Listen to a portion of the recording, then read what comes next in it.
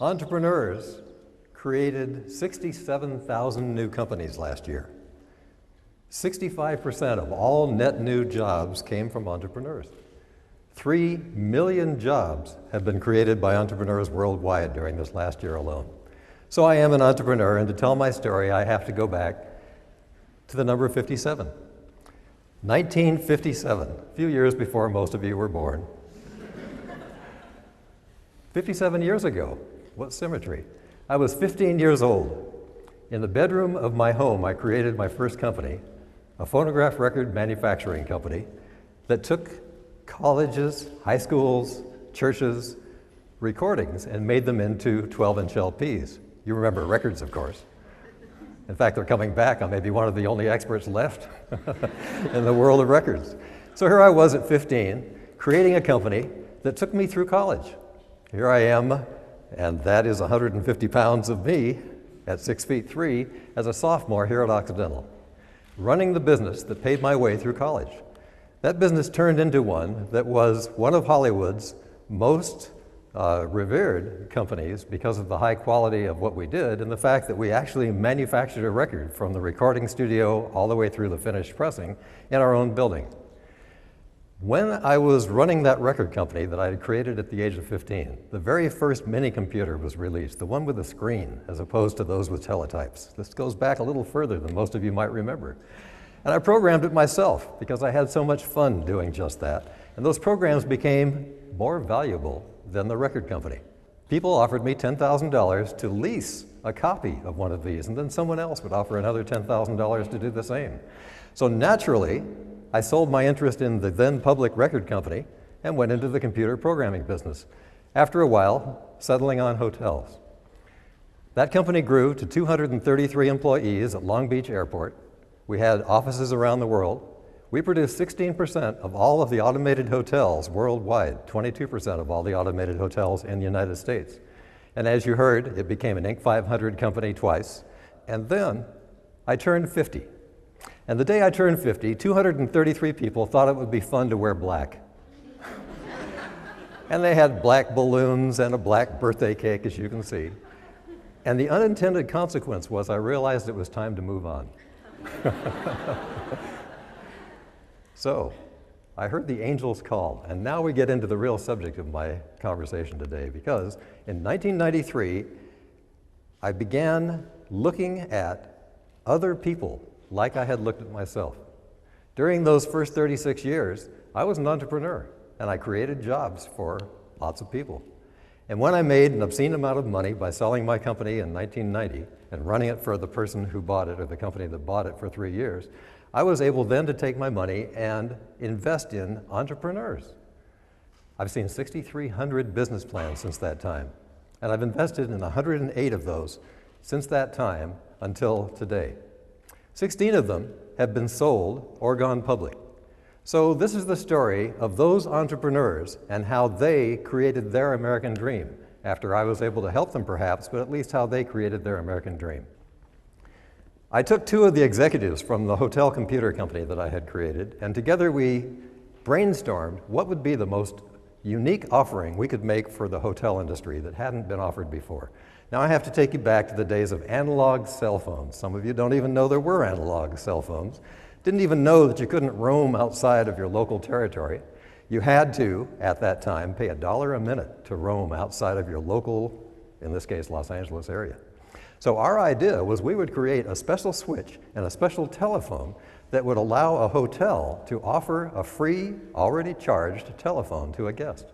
And so the guest would arrive in the room, see a tent card that says, pick up this charged telephone, put it in your pocket or purse, and go anywhere. And the phone will ring when your room phone rings. You're free.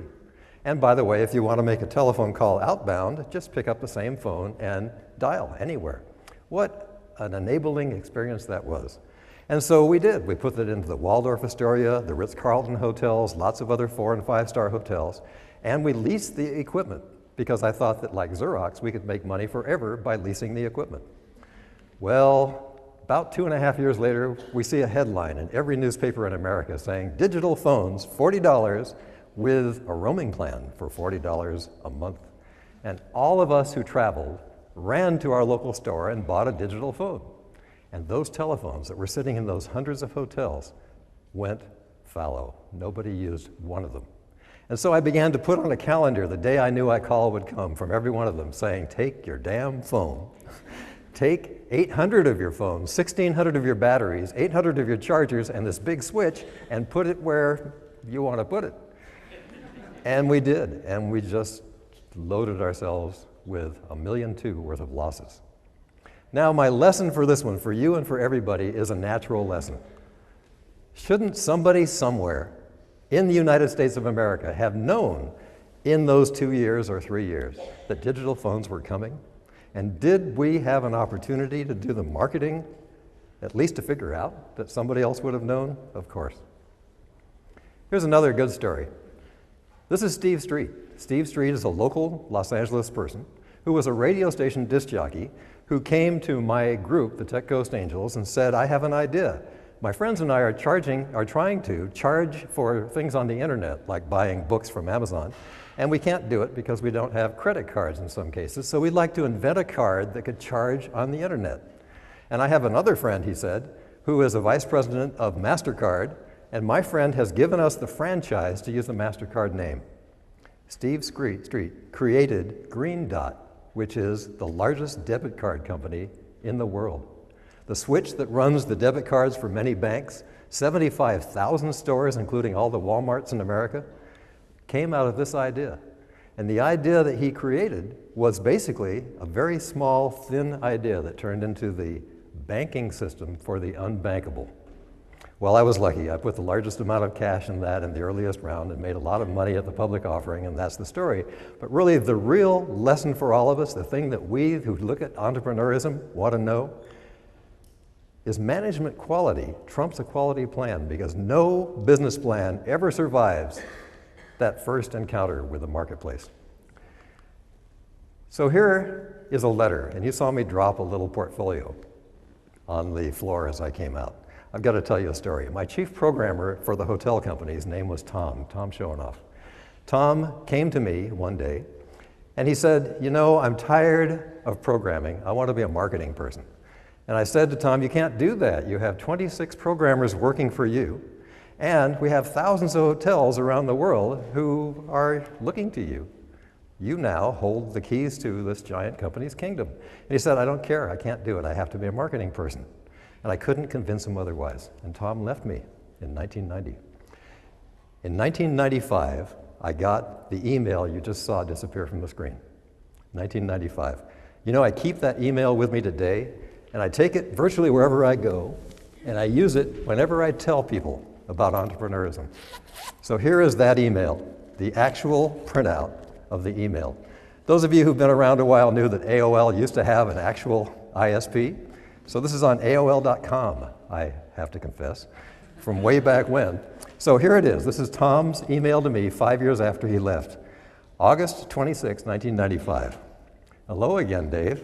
After looking around rather a lot, I've ended up as employee number 7 at a Seattle-based retail internet startup called Amazon.com.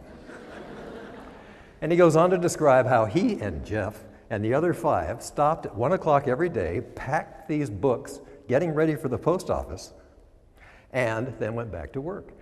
And Tom had created a marketing program that allowed anybody to take their business, search Amazon, get the credit for having brought a book to the Amazon page, and get 6% commission for doing it. It's called the affiliate program. There were 200,000 businesses that did this. Not a small thing. And he says, I'm looking at my stock options and counting the days. You really ought to look at what we're doing. The founder is in round 2 of capital seeking, and if I had the minimum $100,000, I'd buy in. This from a cautious, unnaturally dubious insider. I'd be pleased to introduce you to Jeff because I'm sure he would take your money. And so I wrote him back because, you know, I had 10 rules. As I was investing in these tens of companies at the time, one of the rules was Southern California, because then I could kind of coach the entrepreneur, sometimes going on the board, often going on the board, sometimes even being the chairman. And this was in Seattle. It was too far away. And so I said, gee, Tom, good to hear from you. Keep me informed.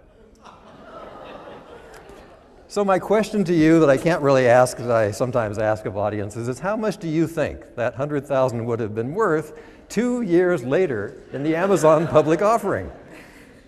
And the answer is $33 million.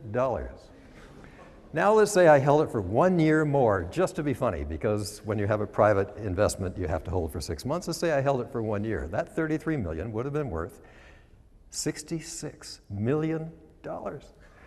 100,000 to 66 million. Now Tom's still a friend.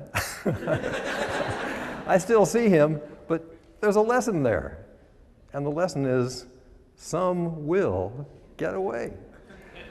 So for all of us who are coaching all of you, for all of the entrepreneurs in the world, there really has to be an opportunity when there will be failures as well as successes. I've had a number of them you saw, and obviously the entrepreneurs that we coach, mathematically, half of the businesses that we coach are going to fail within the first 5 years. And so the lesson is an obvious one, and it is, for me, you got to smile at your success as we just did, but you got to laugh at your failure. You got to have the energy to move on and try another and yet another. Thank you very much.